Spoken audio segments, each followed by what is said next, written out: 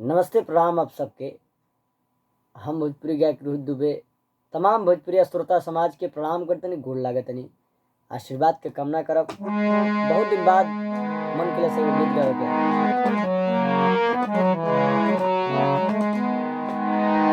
मोहब्बत कर गइल अखिया ना धड़कन के खबर लागल। मोहब्बत कर गइल अखिया ना धड़कन के खबर लागल। ई रूपवा के असर ना हा, ई रूपवा के असर ना हा, प्रीतिया कर गइल पागल।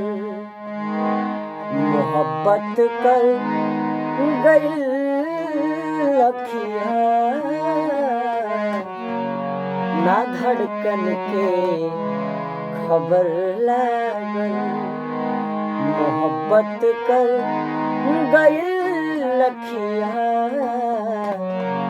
ना धड़कन के खबर लागल।